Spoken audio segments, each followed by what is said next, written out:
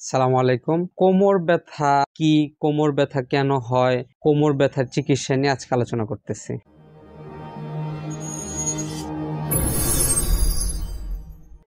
এইরকম মানুষ আমার মনে হয় পৃথিবীতে নাই যার জীবনে কখনো কোমর ব্যথা হয় নাই।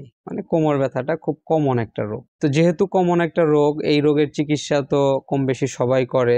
আবার এই রোগটা যেহেতু বেশি, আবার অনেক ধরনের চিকিৎসা আছে, এই জন্য কোমর ব্যথার চিকিৎসা নিয়ে অপচিকিৎসারও শিকার হয় মানুষ বেশি। ধরেন আপনার প্রথমে কোমরে ব্যথা হয়েছে, তো কোমর ব্যথা যখন হয় আমরা যেমন কি বলি যে হাড় ক্ষয় গেছে, এরকম হয়েছে, তো এরপরে কিছু ওষুধ দেয়, অনেকে আবার থেরাপি দেয়, ব্যায়াম দেয়, ভালো হয়। কিন্তু একটা জিনিস আপনার মাথায় রাখতেই হবে যে আপনার যদি কোমর ব্যথা হয়, প্রথমে আপনাকে যেটা খুঁজে বের করতে হবে কোমর ব্যথার কারণ কি। হাড় ক্ষয় বলছে, হাড় ক্ষয় তো সবারই 40 বছরের পরে বা 30 বছরের পরে কম বেশি হাড় ক্ষয় সবারই আছে। তো এই জন্য যে কোমর ব্যথার কমন দুইটা কারণ হলো, একটা হলো মেকানিক্যাল আর একটা ইনফ্ল্যামেটরি। যেমন আমি বসে আছি, এখন বসার ধরনটা যদি পরিবর্তন হয়, যেমন একজন লোক কম্পিউটারে অফিস ডেস্ক জব করে, এই যে এরকম সারা দিন সামনে ঝুঁকে থাকে আর এরকম কম্পিউটারে চাপাচাপি করে, তো বা বাচ্চারা ভিডিও গেমস খেলে, এদের এক ধরনের ব্যথা হবে।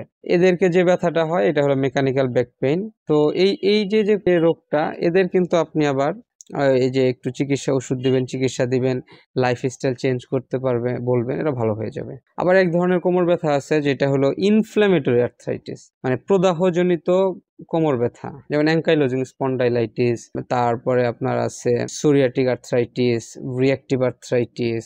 তো এই যে যে ইনফ্ল্যামেশনের কারণে কোমর ব্যথা হয়েছে, প্রদাহের কারণে কোমর ব্যথা হয়েছে, এটা আপনি যদি ব্যথার ওষুধ দেন, কয়েকদিন খাবে, যে কয়দিন ওষুধ খাবে, যে কয়দিন থেরাপি নিবে, ওই কয়দিন ভালো থাকবে।